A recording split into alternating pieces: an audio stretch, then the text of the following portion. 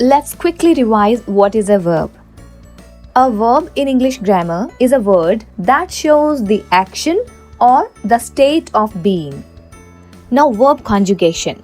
The verb conjugation refers to how a verb changes to show a different person, tense, number, or mood.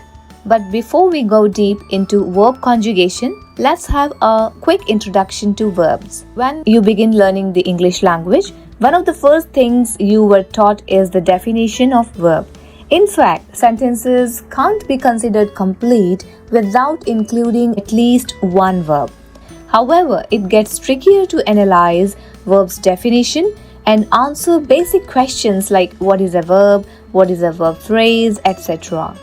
Another definition of verb requires us to look at verbs as the heart of the sentence, without which a sentence's central meaning would be lost.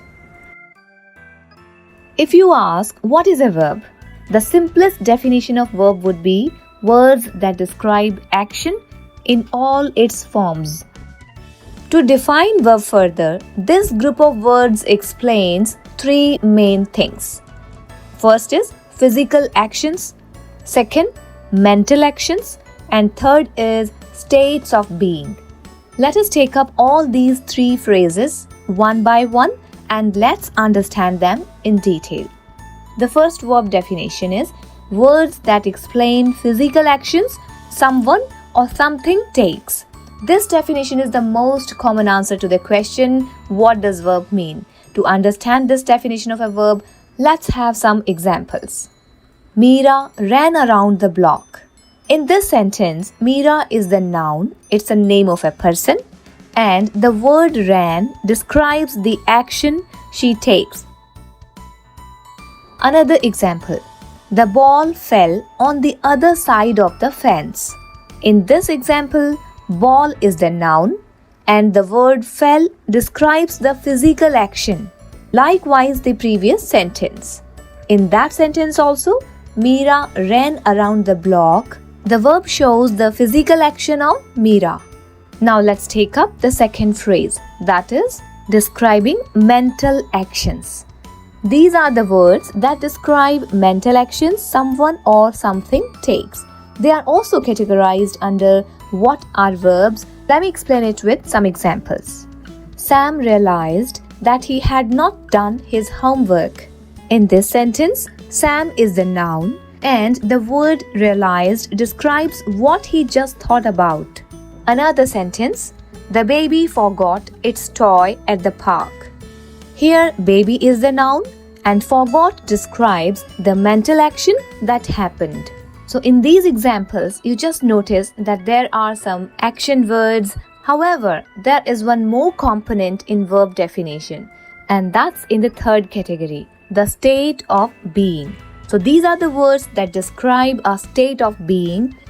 Isn't it a good idea to understand with some examples? Juhi is happy. Here in this sentence, Juhi is the noun and is happy is her current state of being. These stative verbs do not refer to a physical action.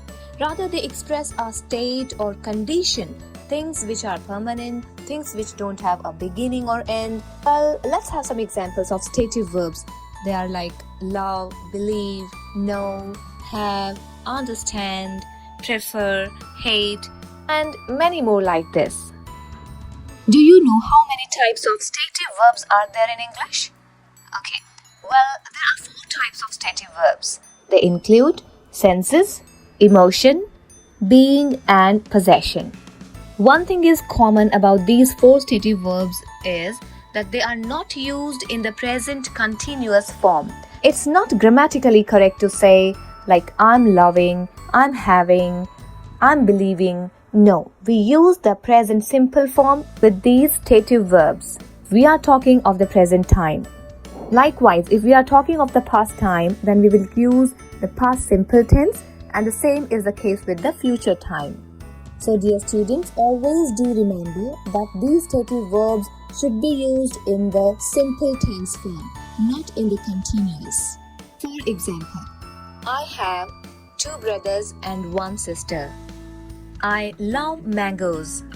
But you never say, I am loving mangoes. I am having 2 brothers and 1 sister. These 2 sentences are grammatically incorrect, so please don't use the stative verbs in the present continuous form.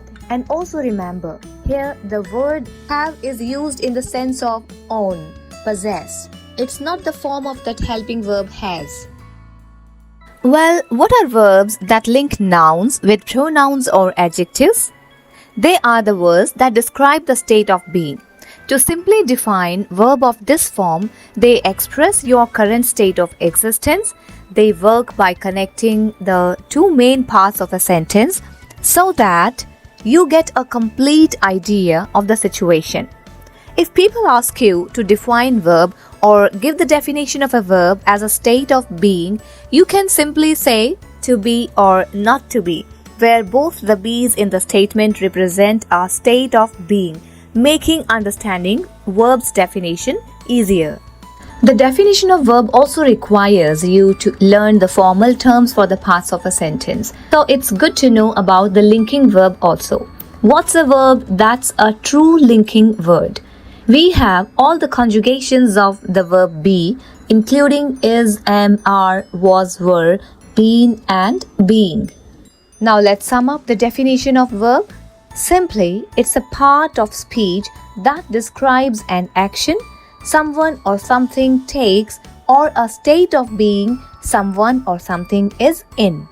So, in brief, we can say a verb is a word that expresses the action, mental as well as physical, and the state of being.